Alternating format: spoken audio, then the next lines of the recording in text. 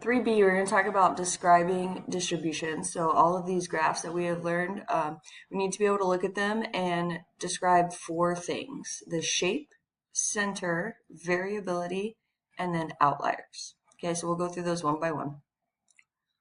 For shape, there's three that we're going to look at for this class: symmetric, skewed left, or skewed right.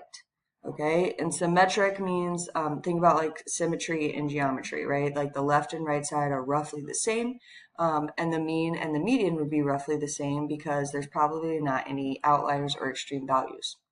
If it's skewed left, there are some numbers to the left side that are further away than the ones on the right side.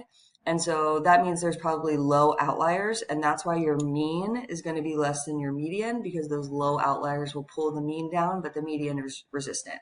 And then skewed right would be the opposite. There's some numbers on the right side that are further away, so the mean would be greater than the median. And so we'll look at in pictures, what does this look like? Okay, so this would be what a symmetric distribution would look like: a histogram, a box and whisker, and a stem and leaf. So what we're looking at is, like, here's the peak of the histogram. All right, if I draw down the left side, it looks like that. If I draw down the right side, it looks like that. Those are basically the same, so this is symmetric. In a stem and leaf plot, it's the same thing, it's just sideways. So here's the peak of my stem and leaf. So if I trace down the left side and trace down the right side, those things look roughly the same. So that would be a symmetric distribution. And in a box and whisker, we're looking at the line for the median. Is it roughly in the middle of the box? It does not have to be exact. If that line was over there, we would still call that symmetric. When it's skewed, it's going to be very obvious. One side of the box is going to be much larger than the other side. Okay, so skewed left. Again, here's my peak. My left side looks like this, and my right side is non-existent. Okay, so it's skewed in the direction of the long tail. This tail is nothing. This tail is long, so it is skewed left. All right, same thing in my stem and leaf. All right, if I draw this tail, it meanders forever, whereas my right side tail is very short, so it is skewed left. All right, in a box and whisker, my median is moved over to the right, so the left side of the box is larger than the right side. So that would be skewed left. All right, skewed right distribution, same thing. Long tail to the right, no tail to the left. Okay, here's my peak. I have a long tail to the right and a short one to the left. All right, and then my median line in my box and whisker is moved over, so the right side of the box is larger than the left side. Okay, so for shape, you tell me, is it symmetric? Is it skewed right? Is it skewed left? Okay, now these examples are very, very clear. In a symmetric distribution, it does not have to be exactly. You see how like these boxes are not all exactly the same height? Okay, we're looking at it roughly. All right, the skew will be very obvious. All right, next thing is center. I want you to give me either the mean or the median. Most of the time, the median is the easier one to find, so I would probably stick with that. But you need to make sure that you are telling me what you're giving. So like in a question, I might ask you shape, center, variability, outliers. You can't just put the center is 5, right? You have to tell me the median equals 5, all right? Tell me what measure of center you are using. All right, so how do we find this? Median in a stem and leaf plot, you have two options. We can go old school elementary style and cross out. So lowest number, highest number, lowest number, highest number, and just keep going like that. That's probably the method I would use because it only takes a minute. And so my median here would be 141.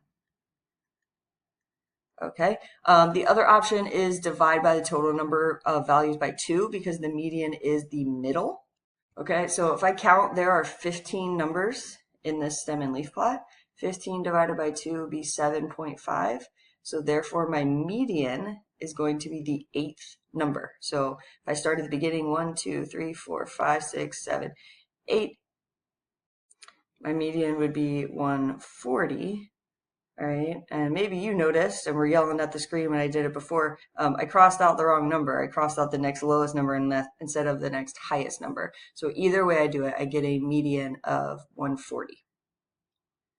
Okay, In a histogram, we don't really have the option to cross out values because we don't have individual values. So we're going to use that divide by 2 method. So in this histogram, this bar goes up to 3. So there are 3 values, 8 values, 10 values. That one is going to be 5 values, and this one is 2 values. So we're going to add all of these up, right? And so there are a total of 31 values in this histogram. So 31 divided by 2 is going to give me 15.5. So therefore the 16th value is going to be my median, okay? So I need to figure out what box the 16th value is in. Okay, so I'm going to add as I go. So in this box, there are 3 values. So in this box now, that gives me up to 6 values. If I add in this box of 8, that gets me to 14 values, which means the 16th value is going to be somewhere in this box. Okay, so I would say that my median, all right, is between 75 and 80 feet. We don't know exactly because it could be any number between 75 and 80 depending on what values are in there. So when we have a histogram, we just give an estimate that it's in somewhere in this box.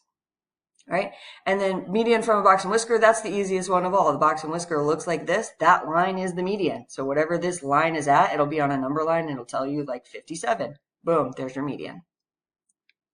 Okay, for variability, give me range or standard deviation. Most likely it's going to be range unless the standard deviation is given to you in the problem. I wouldn't probably take the time in a stem and leaf to calculate it. So if we look at this box and whisker, the range goes from 60 to 90. So I would say the range is about 30.